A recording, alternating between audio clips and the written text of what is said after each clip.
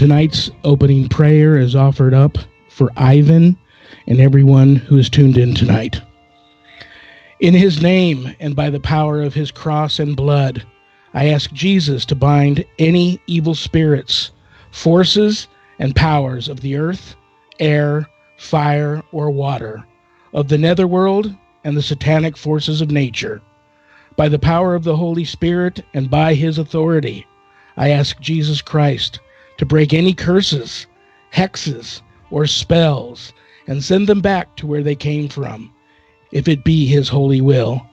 I beseech thee, Lord Jesus, to protect us by pouring thy precious blood on us, my family, and everyone who is tuned in tonight, which thou hast shed for us, and I ask thee to command that any departing spirits leave quickly, without disturbance, and go straight to thy cross to dispose of how thou seest fit. I ask thee to bind any demonic interaction, interplay, or communications. I place Ivan, all my viewers that have tuned in tonight, under the protection of the precious blood of Jesus Christ, which he shed for us. Amen. Welcome, brothers and sisters. This is Reverend Shawn Whittington's Paranormal Ministry. I'm your host, Reverend Shawn, the Rev. Happy Halloween, and welcome to my haunted house, my very haunted house. Please keep these other teams in your prayers tonight. GhostBeGone.biz, the ministry, right here in Las Vegas, Nevada. ReverendShawn.com, and of course, the Worldwide Society of Exorcists. If you're interested in taking my online course, Introduction to Spiritual Warfare, you can enroll in that course at the GhostBeGone.biz website. If you haven't done your good deed for the day yet today, please pick up a copy of my new haunted autobiography, God, Ghosts, and the Paranormal Ministry. Part of the proceeds goes to St. Jude's Children's Research Hospital, Nevada, and that is a very, very good thing. I won't have another opportunity to mention this to you guys. The big day is this Thursday. Nominated as the must-attend event of the year, Talking Paranormal and Ghost Hunt at the very extremely haunted Apache Hotel at Binion's, downtown Vegas. That takes place Halloween night, and this is an event that you will purchase tickets to and attend live in person. I will be speaking at the event, and we will also go on a 2-hour-plus ghost hunt of the hotel and other areas that they still have not opened up to the public because they are just that infested with spirit. There's been only 2 other teams that have been in there to investigate. That's Elite Vegas Paranormal Society and the Ghost Adventures crew. You'll be next.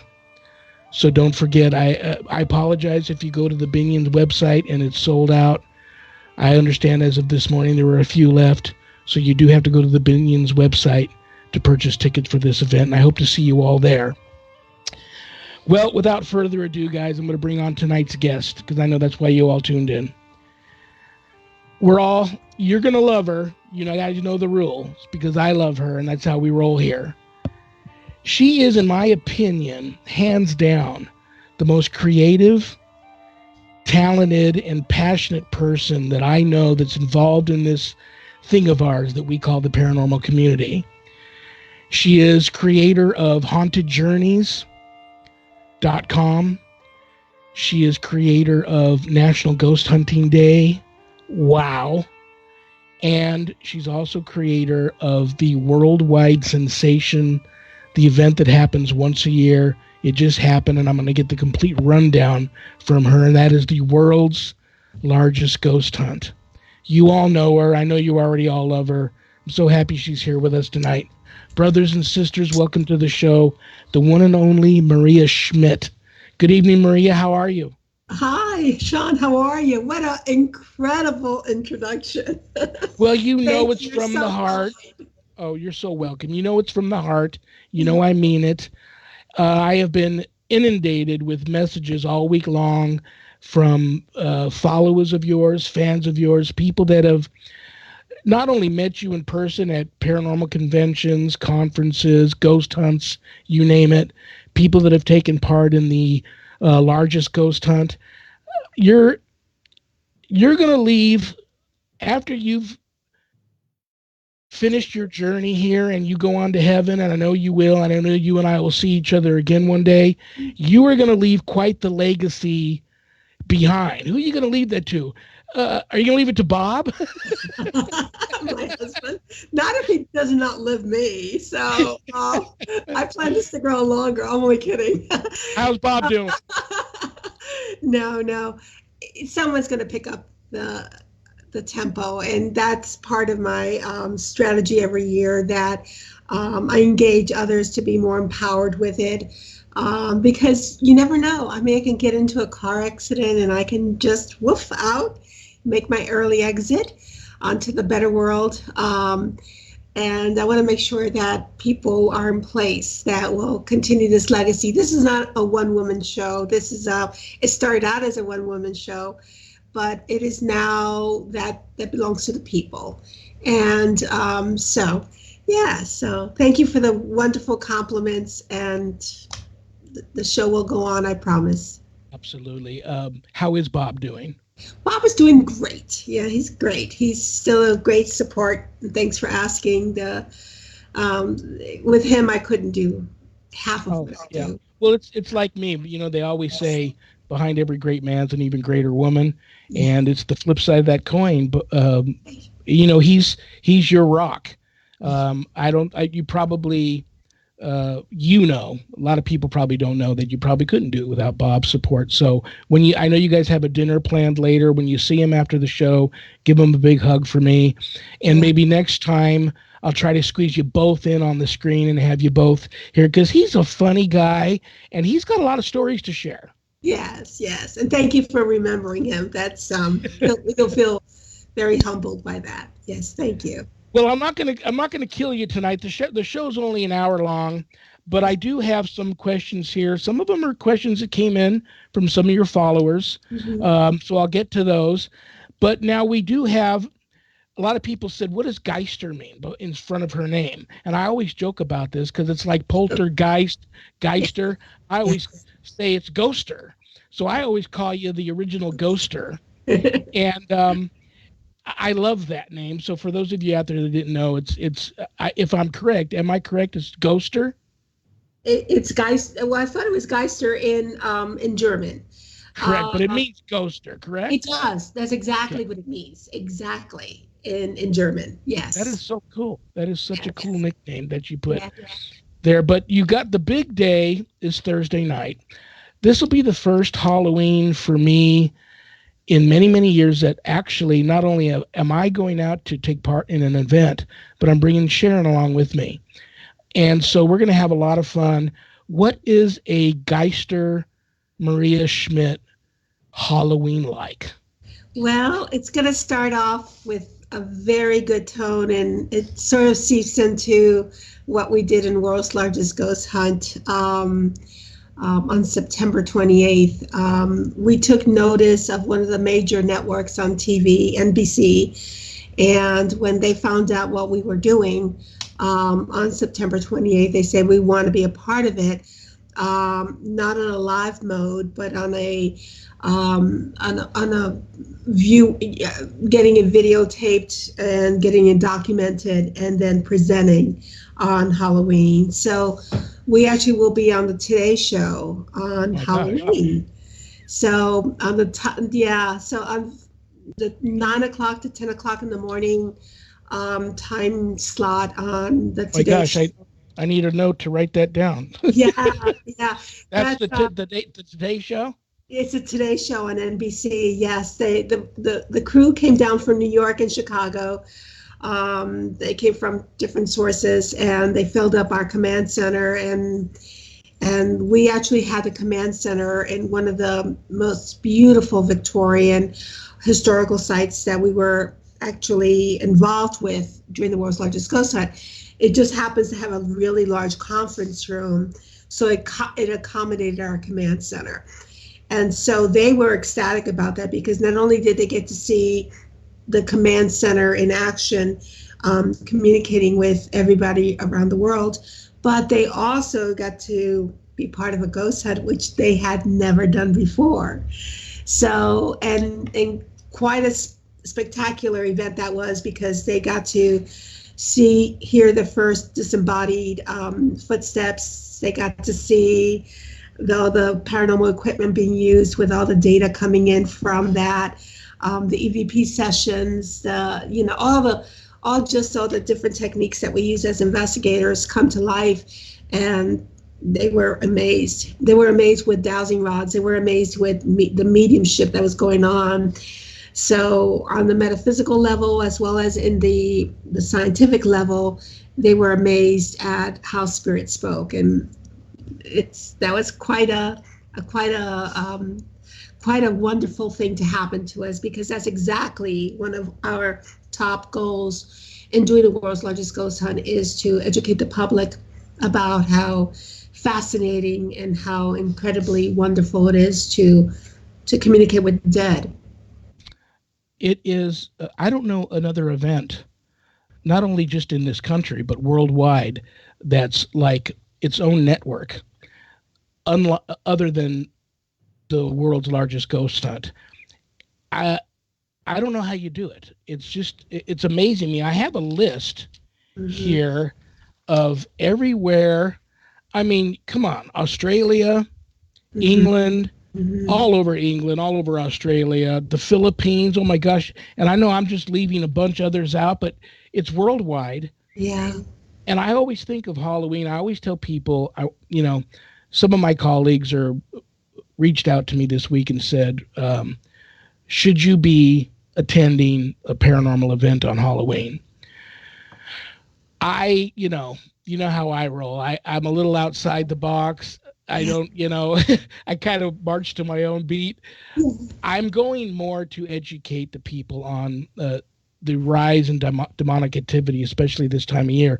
I mean, you take like demons, malevolent entities, angry ghosts, dark elemental type entities.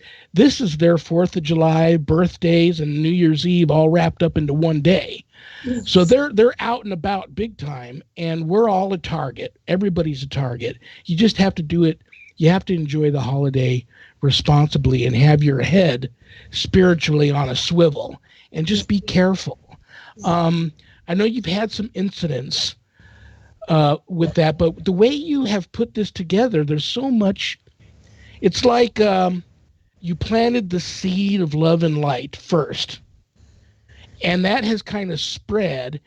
And I see these pictures of these huge groups of people in front of these locations holding hands, doing these opening prayers of protection before they go in and do these hunts.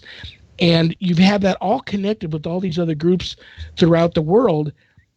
That is like you've turned the tables there, and you've made what some people would look at as putting necromancy up on a pedestal when we're not really. It's our approach to it is completely different. Your approach to it is completely different, like you said earlier. So I don't know how you do it. My hat is off to you, and it's just. But you had to start first. I want everybody to know about Haunted Journeys, the website. I went there a couple of nights ago. I hadn't been there in months. And it has to be one of the most impressive websites about this thing that there is. Tell me how you and Bob put together Haunted Journeys and how people can go there and find what they're looking for. Oh, thanks, Shawn. That means a lot coming from you. It really does. Bob and I ran a very haunted inn, and we struggled because the resources were not there to help us to honk the horn that we have spirits that want to talk, spirits that want to share the experience with those that want to discover the history of that building, because it does have a taboo out in the general community.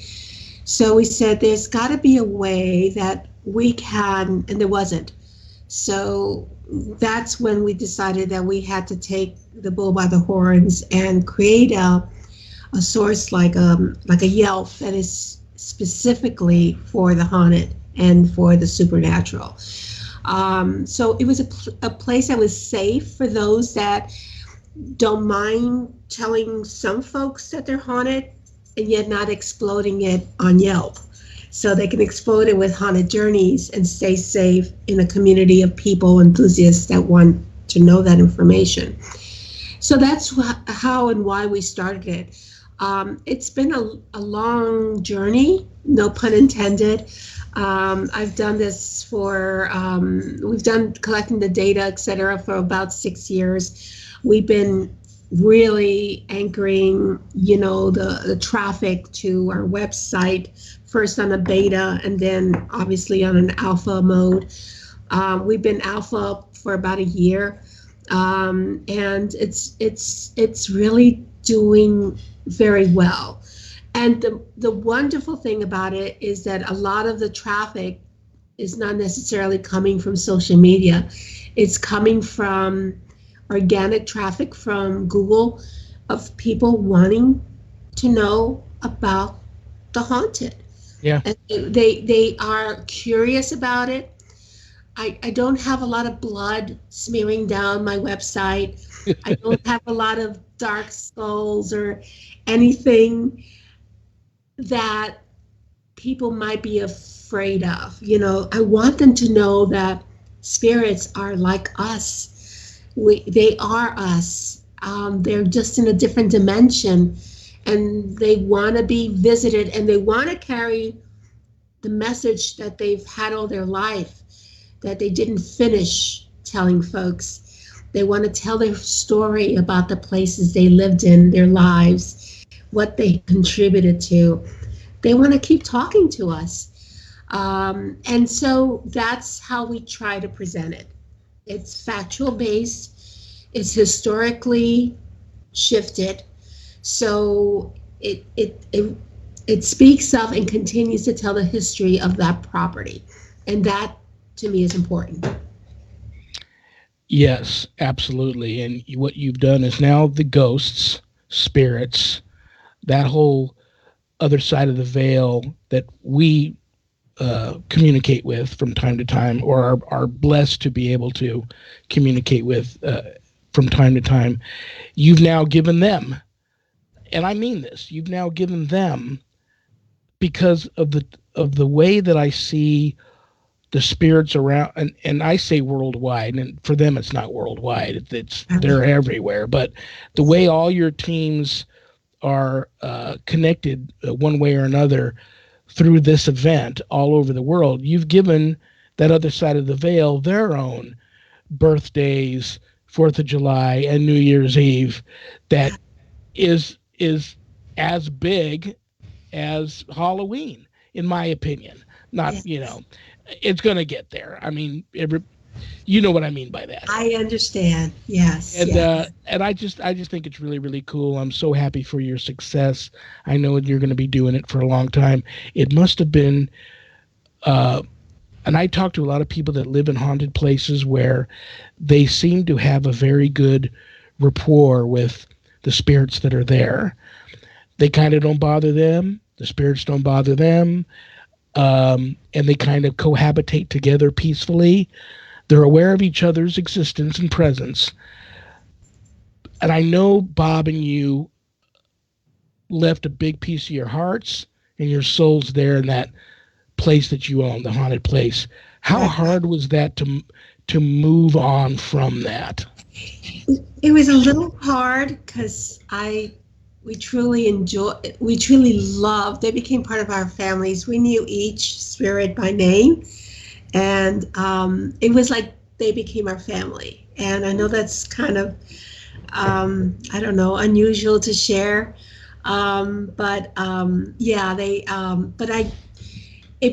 Because spirits move, they continue to make contact with us here where we are in our new home, in our new state. We're now in Ohio as opposed to Florida. And so they still communicate with us. They still are here. So we haven't lost them. I I'm do have a hoping. question for. I'm sorry to Yeah, interrupt you. I do have a question sure. for you from Kim has come through. Hi, Kim. Thanks for the question. She wants to know how you got the Haunted Inn started. Well, actually, we got the business started, but the actual structure was not ours. It had been in business for 12 years and prior to us, and they were in a position that it was vacant for 2 or 3 years. It was known to be haunted. It was on Ghost Hunters in 2008. We went in 2010. I'm sorry, I said 12 years. I didn't mean 12 years. It was vacant for 2 years. And so we came in 2 years after they left. And so we just ran it. We reestablished the name Seven Sisters Inn, which was the inn that that was investigated on the Ghost Hunters. We're able to register the name as part of our business. So how do you run one? I'm not sure if that's the question, or how do they Um, how do I think they hire? what Kim's asking is you knew you had this owned this inn. You knew it was haunted. How Yeah. did you decide to make it to reach out to reach out to people who are interested in that, just like with your largest ghost hunting event? Um, Reach out to people and make it a place they could come and be around spirit and learn about spirit It and was. make it a not attraction. I know attraction's a I, weird kn- word, I but know just what you're saying. a Yeah. destination. It was difficult, and that's why we started Haunted Journeys, because there wasn't any avenue. I could not put on our website, we're haunted and our spirits want you to come and visit us. I couldn't say that. I would offend many folks by doing that. I had to keep discreet. And the way I did it is I had two Facebook fan pages, one for Seven Sisters Inn, which was the regular one, and then there was one for the haunted Seven Sisters Inn. So I sort of kept dual personalities going, and that was it worked, but it was tough. After a while, I said the heck with it. In fact, I remember asking Chip Coffee one time. I said, Chip, how do I handle this? You know, there's 50% of the population doesn't want us to be haunted. He said, honey, you're haunted, just do it. And that's basically gave me permission to say, well, I guess that's the way we need to be. So we maintained our discreet haunted um, um, haunted appearance on our website, but folks found out. They heard about us. It's a small world on Facebook, and they used to come in and said, would you tell us a little bit about the history? And then they used to snicker, and Bob would say, do you mean you want to hear a haunted history? And that's when they came out. So people are a little shy about that. They're a little bit, if we feel like we need to be discreet, a lot of people that come to these haunted inns don't want to tell the world that they're going to a haunted inn. They want that sort of to be discreet also. One day maybe we can surface over that to allow folks to enjoy the spirit as it's meant to be enjoyed. And that's the whole purpose of why we created the world's largest ghost hunt, for that public education. That's very cool. I know that I would miss if I had owned the inn. I would know I would have missed it, and it would have been hard for me to move away from that. It just seems to be a weird, comfortable feel between me and spirits. Sometimes, not always. Sometimes. Um, let's move on to another thing that I think is very cool. National Ghost Hunting Day. How did you how did you pull that off? Because everybody knows about it. Everybody loves it. I mean, I get people send me cards like you'd send somebody a birthday card or a Christmas card. Happy National Ghost Hunting Day, Oh, and that's and cool. I always think of you, and I go, how did she pull that off? Like yeah, I always send them a letter back thanking them and say, hey, Lee, that's not me, that's Maria. But how did you pull that off? Well, first of all, I'm very genuine in what I'm saying right now. I did not pull this on. I did not do this. It was a work of many coming together. If I was by myself, I would never. All I did was inspire the idea and created the model and then asked people to help me. And if it wasn't for that, I would not have been able to do any of this. So that's extremely important. And every year it becomes more of a challenge to be dependent on folks to help me if I wanted to grow. This is not about Geister. This is not about anyone but all about us. I'm not the feature. We are the feature. And that's very important. If this idea would have blossomed 10 years ago, there's no way we could have done this because the technology for collaboration, for networking would not have existed. Social media obviously is a big part of the success of World's Largest Ghost Hunt. To have the platforms that we're able to share this stuff is absolutely critical. So 10 years ago, I would not have been able to pull this. I tend to be a little tech savvy, so that has guided me and helped me to say there's got to be a way to do this. And that was my strobe of light. I also give a lot of kudos to God, because and the spirit world, they wanted this to happen. I'm so certain of this, and I know that sounds hokey, but it's the truth. They wanted this unity to happen. They wanted to be heard in among the public, among the world. They wanted NBC Today Show to feature a show or a segment, I shouldn't say show, a segment about them, about how natural it is to speak to spirit, how essential it is to speak to spirit, and how there is a life after death. And I think that's their motivation. And every time we review the answers that we simultaneously ask through our teams from spirit about things that are important to them, the same messages come out. It's about love, it's about peace, it's about, life after death. Last year, one of the biggest words we kept hearing when we asked about we asked our spirits very important questions about life and philosophy. Their answer came back most of the time as Jesus and Christianity, and they verified my faith. And it's not about, I don't want to offend anyone if they don't, if Jesus is not in their thought of prayer. All they want us to know is that there's a super being. There's our Heavenly Father, no matter how we call him or her, that we have life after death, and they're waiting for us on the other side. That is probably the most important message that they're able to speak. And I believe because of this message, they have facilitated a lot of what we do with this event. Absolutely. Yes. That's it. Beautifully said. I don't think everybody is on board with where you're coming from for sure. And we all know. Yeah. That's fine. People like we all know what's waiting for us.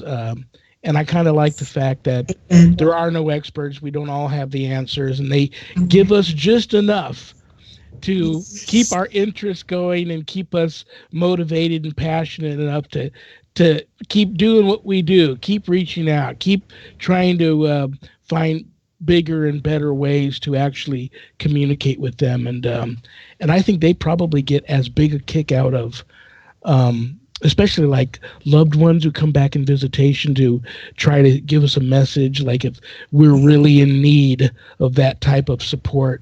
I think they get as big a kick out of connecting with us as we do with them. Yes. And yes. Yeah, it's just I remember one of the questions last year, not this year, I haven't reviewed all the evidence yet, but one of the questions last year was, how do we achieve peace? And one of the answers that came back, and I'm sure it was with a smirk, and they basically said, "You die." In other words, Yeah. that's really the only way to achieve peace is to die, which makes you think, about the afterlife, about the glory that expects us. And you're right, Shawn, not everyone believes what we do, and that's fine, but to find encouragement and to find our faith further substantiated is very powerful. And that's probably my biggest motivation in what I do here.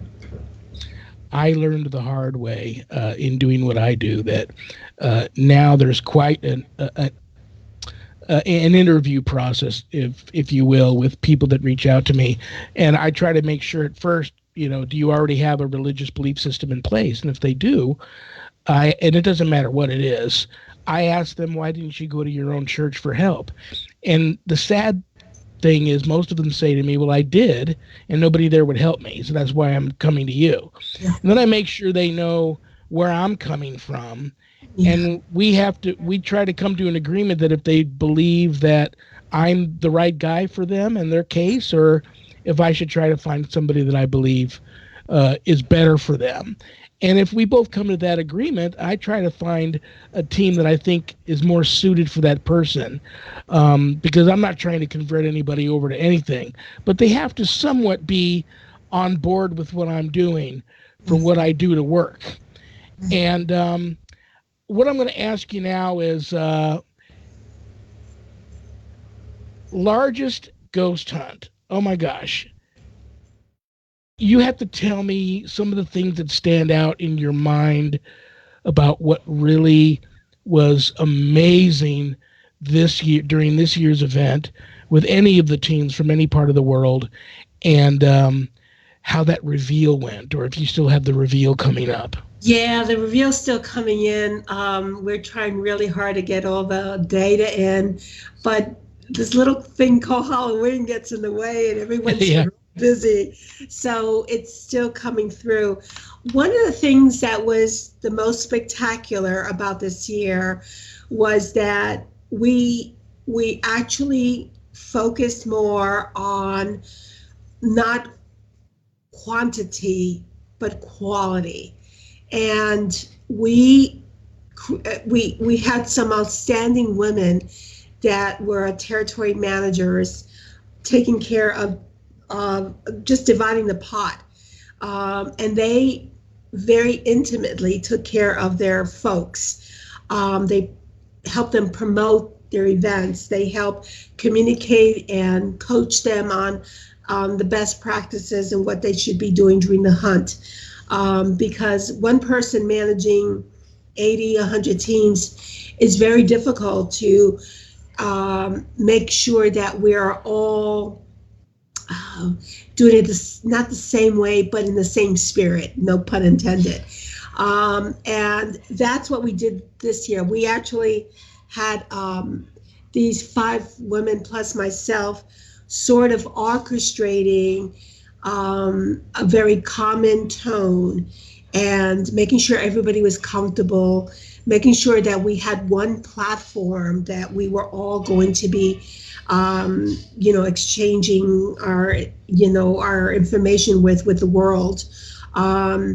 So that was our biggest achievement, that we did achieve that. We had more solid contribution and engagement this year, even though we had less teams than ever before. And that is now we've got a model, pretty much tighten up a format. And now we can bring it to the next level and get more folks engaged, but maintain that quality. Because quantity is not always good, a higher quantity. Bigger is not better. What's better is the substance behind it. And this year, I think that was our biggest achievement. Absolutely. That's a good point. How do you deal with interpreting what some of these teams are going through and experiencing? Is there ever a language barrier difference? You don't speak the language that's being spoke there. Well, I speak Spanish fluently, so that helped me a lot. We had, one team jump in the wagon at the very last minute from Argentina. He spoke good English, though I shouldn't say, but I had the advantage of also mastering his primary language, which is Spanish. So it really that is probably one of the risks or gaps in what we do, is that I can't reach out. We cannot reach out to a team in Taiwan that don't speak English. Fortunately for us, English is a dominant language throughout the world. Sorry to say that, but it is an advantage to us. And so most folks do know some English enough to get us through. But yeah, I see a vision in a few years on where we'll have stations in each of the countries, to facilitate that, and to make that transition, help us with that transition. But just like the United Nations has, you'll have people with their headphones on with translators. But this is many years going forward. What an ultimate goal to have, though, to say we're not divided by language, or we're not divided by culture. We're united by spirit. And that's the ultimate goal. Good question, though. Excellent question. I try. Yes. I'm winging it tonight. I'm doing something different with my Sunday show. I'm just because it's a shorter show that I'm used to. I like my guests to just talk as much as they want to talk. People tune in for my guests; they don't tune in for me. So I want to give them the opportunity to talk as much as they want to talk, and introduce themselves to my viewers, and get whatever's on your chest off your chest. Use me as a giant ear to chew on, But I'm going to put your feet to the fire here. If you can't answer, that's okay. I know you got the reveal coming up.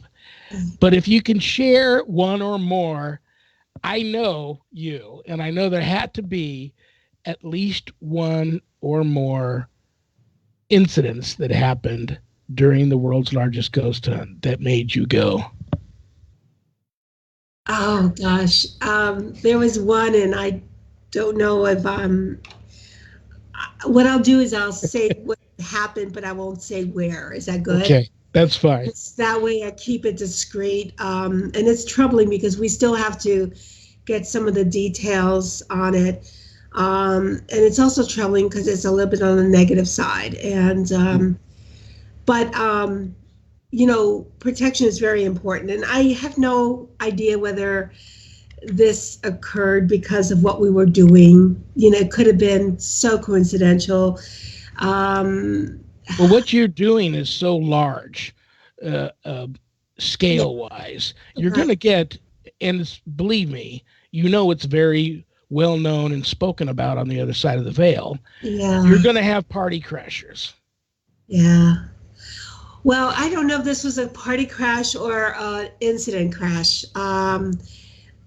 In one of the locations, from what I understand, and again, I haven't looked into it thoroughly yet, but I plan to, because this is an important part of the recuperation process and the restructuring process, is that one of the paranormal investigators, fairly young, died during the event. Oh. And I know.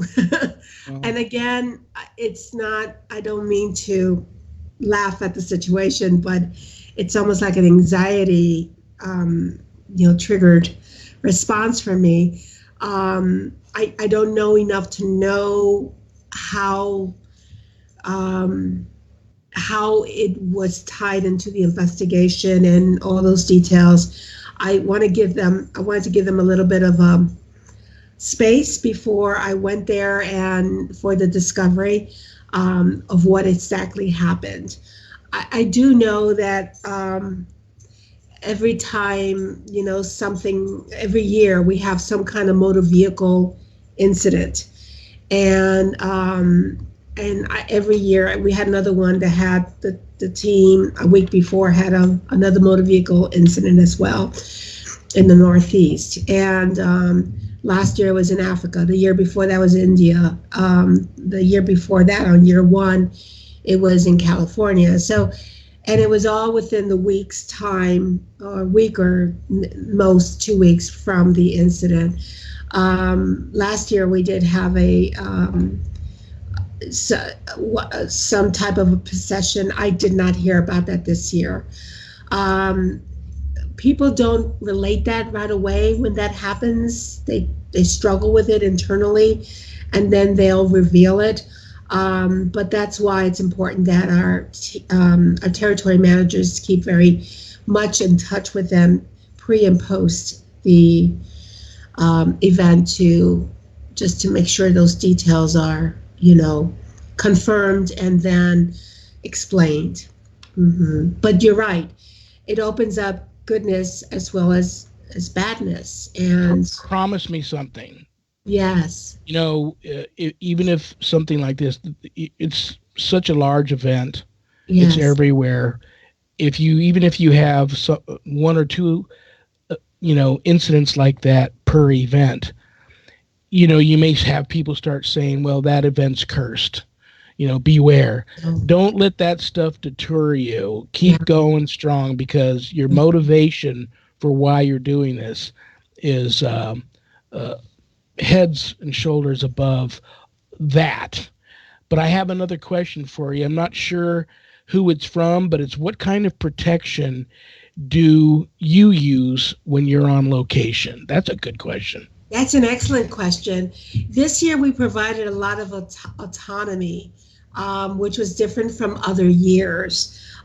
So they chose, we still gave them their 5 questions to ask. But this year we gave them, they can pick any time slot between 12 noon, 12 midnight Eastern time. We also allow them to do their own prayer session and use of their own style. We at the command center gathered together at the very beginning and did a circle of prayer to St. Michael, and we had St. Michael portrait hanging on the command center. We lit a candle for St. Michael's at the command center, and we pray heavy for all our teams. But we basically we allow them, whether they used stones or candles or prayer or sage, whatever they did, it was up to them. But we absolutely 100% almost demanded that they use some kind of protection before the session and after the session to make sure that they step back. Because Absolutely. Yeah, it's not just during the session, but it's also how they linger on to us. Shawn, it's really funny because I went to see a medium after year one in 2016. I happened to go to a psychic show, and it was in Arkansas, and and I just picked somebody that I felt driven to. And when I'm walking towards her, and I felt like crap, and I'm walking towards her, and she says to me, "My God, you've got thousands of spirits attached to you." Oh, no. And that's when I learned real quick that I should have sent them home. I should have said, I should have told them to go away. I'll see you next year. So every year becomes a little easier and less taxing on me. But after that year one, I was absolutely convinced that with such a big exchange spiritually around the world, they're going to attach to us. So it's just as imperative to ask them to stay back. And thank you for visiting, but you need to go back on your way. Absolutely. Mm-hmm. I did find out who sent in that question. There's some weird guy that's been stalking me on Sundays during the show. His name's Joseph Warner, and he was the one that sent in that question. It was a No, good. Joseph. Everybody knows Joseph Warner's my producer. He's the one behind the scenes that makes this all run smooth. Thanks for the question, Joey. But Joey, you can interrupt anytime you want. Come on live and ask Maria anything you want to ask her. Joey's Detroit Paranormal Expeditions. They had a big, huge event this weekend too. So he's about as a pro as you get when it comes to doing all that sort of stuff. So you guys could probably talk for hours and hours and hours. It's funny you tell the story about the medium. I had a medium come up to me on the street once. I didn't even know who she was. She didn't know who I was. She walked up to me and said, "Oh my gosh, you are being followed by a pack of ghost dogs." Oh, Yeah, and I thought that was the most amazing thing because I've never in my life not been without a dog. Even when my family bought the family dog, I was always the one that fed him and took care of him, let him sleep in my bed with me. We were inseparable, and it's still like that today.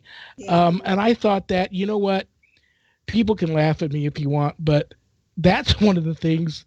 I'm not looking forward to my journey ending tonight. I have a lot more I need to do.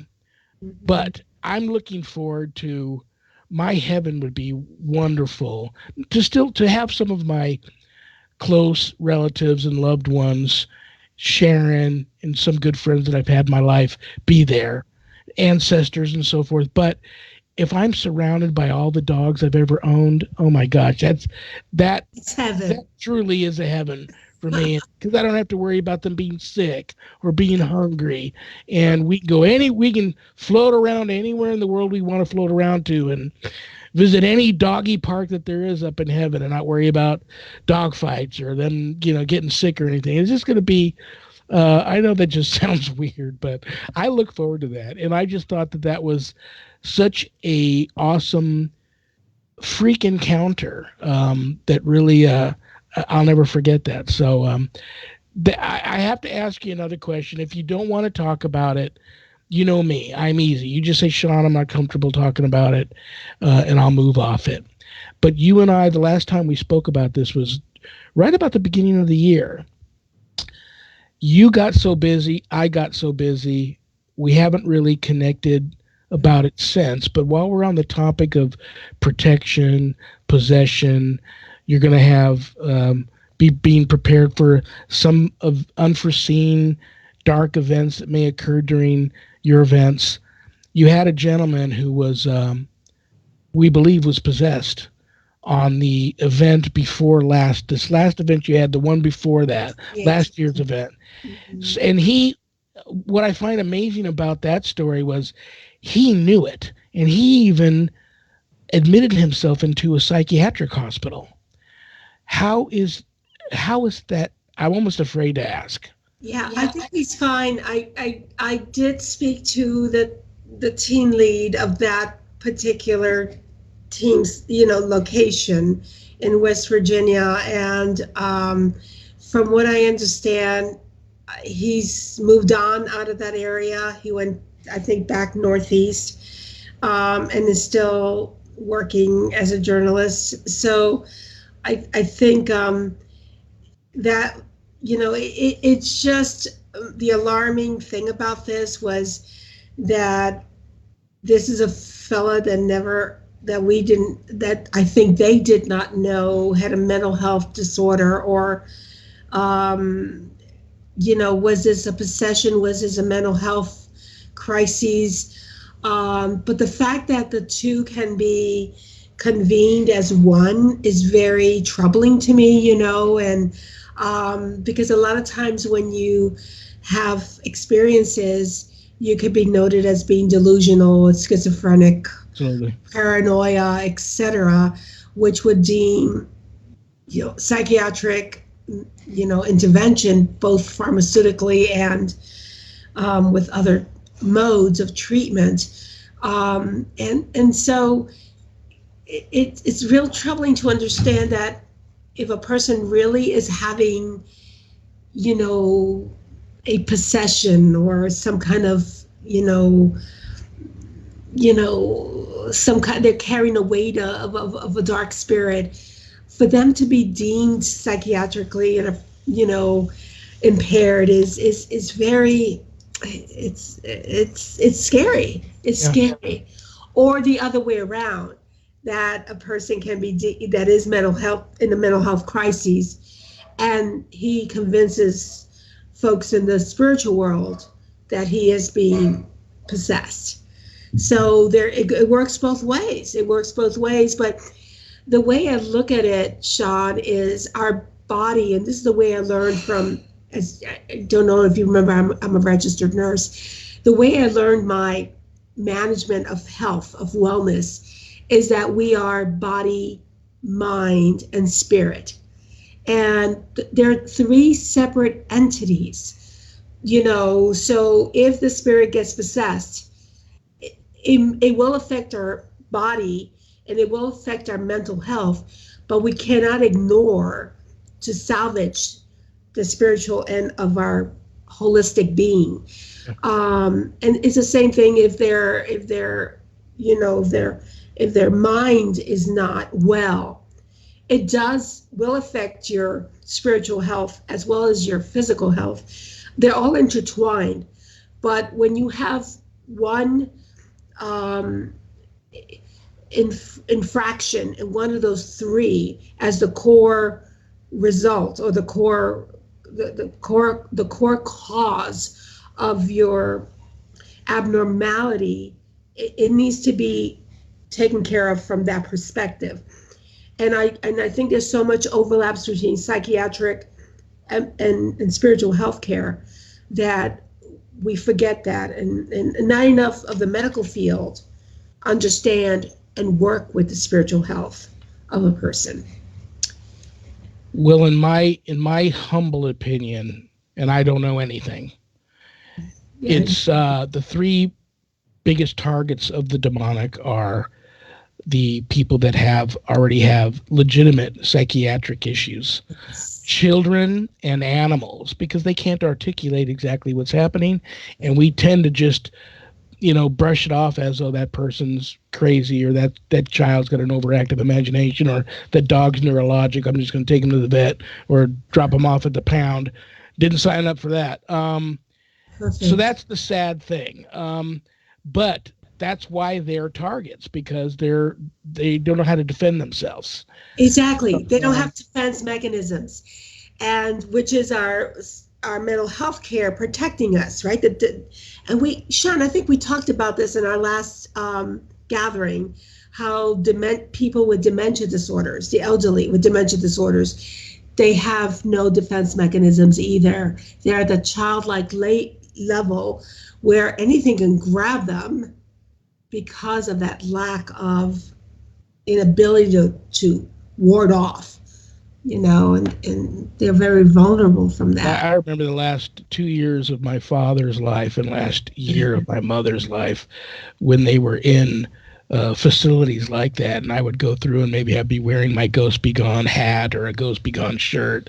Um, the number of people that would come up to me kind of on the sly and just go, "You're a ghost hunter," and I would just kind of look at them and say, "Well, I investigate the paranormal," and every single facility I'd ever been in like that, people that worked there and patients too that were living there that seemed like they had their faculties together, would come up to me and tell me how haunted the place is, that there's demons all over, and workers too, doctors, nurses, um, say, you need to come through this place some night around 2 in the morning and stay for a few hours. No one wants to work at night here, yada yada yada. It's do you of all people have a theory on why it seems like the veil, there is no veil anymore, and that where it's just evil is running rampant through our society, and why the world is just so ugly right now, and it's ugly in a spiritual way. Yes. Um, so your question is, do I have a You theory have of a the yeah, do you have a veil? theory what's happening? What's causing that? I don't know. I don't know if it's more prevalent. I do understand that because we have more communication and more open avenues like social media, and the internet and the news going 24/7, that people hear it more often and quicker. So I don't know if it's more prevalent. I think we also and I know we have a question coming up, but I do believe that we're so divided as a humanity, a base of humanity, and we tend to be a little bit more. I don't want to use the word egotistical, but I will. More self. We are elevating ourselves more and not willing to share ourselves with others more. I think that is another weakness that we have created socially that make us more vulnerable to darkness. Well, let's get to this question, and this might be the last thing we do tonight, because I've got about 5 minutes left. Oh my gosh, I can't believe time flew by so fast. I knew I'm going to probably want. Well, I have to ask Joe first and the other producers of Spirit Realm Network, but I see my show going to 2 hours maybe one of these days. This is from Heather. Thank you so much for the question, Heather. Heather says, what about when you wake up in the middle of the night and someone is yelling your name? This happened at my first house with my son. I checked and everyone was asleep. That's scary. Yeah, and I'm not sure, Shawn, you're probably the better answer to this, or the better reference to an answer on this question. Heather, don't panic. Don't be afraid. Remember, you and you alone are the one that truly has the power to circle the wagons, draw your line in the sand, and make a stand against any invading unclean spirit in your home, if that's what you have, and push them out. Most people reach out to people like me thinking I'm going to come in there and wave a magic wand and make it all better. I come and put my arm around you and help you draw your line in the sand and help you stand up against the demonic gangsters and the demonic bullies. But it's really you and your family that have the power to make them go away and not come back.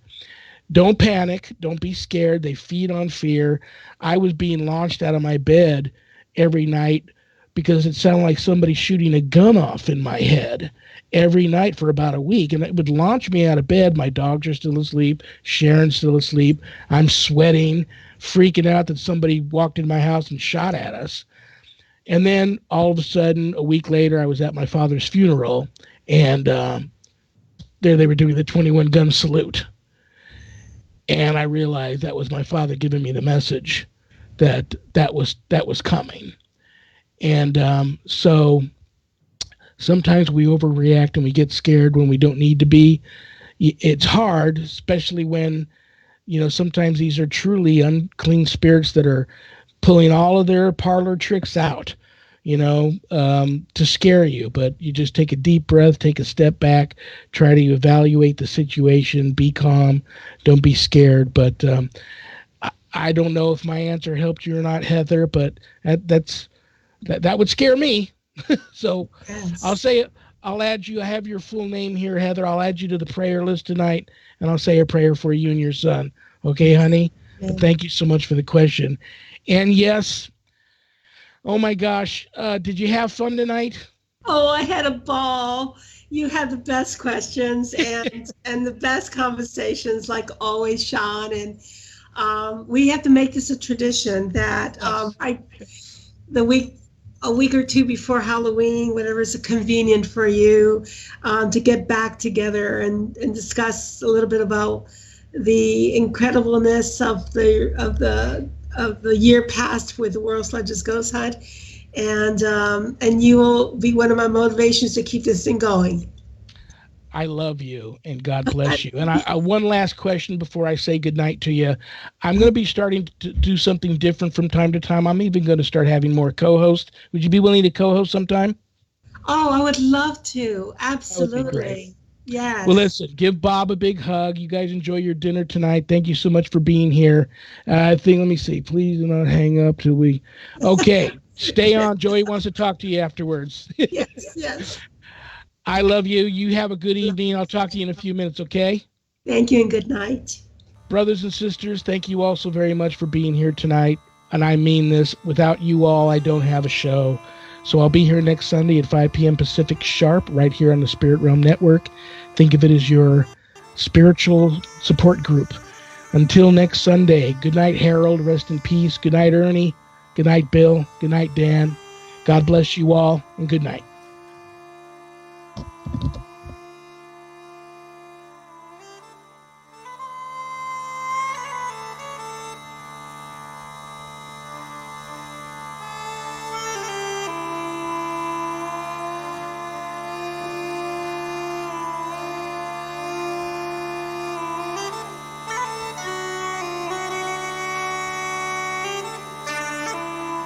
Tonight's show was brought to you by GoTech Packs. Need an affordable and convenient solution for handling your gear? Check out GoTech Packs, a versatile solution for organizing and storing all of your important gear. GoTech Packs' smart design are synonymous with quality and durability that's engineered to last. From survivalists to preppers, GoTech Packs has something for everyone. Their tactical vest and camera backpacks are perfect for the paranormal enthusiasts and adventurers alike. They even have backpacks and tactical vests for dogs. So whether you're on a tactical mission or deep inside a haunted location, GoTech Packs has your back with an impressive variety of configurations. Find the perfect bag for any endeavor at GoTechPacks.com.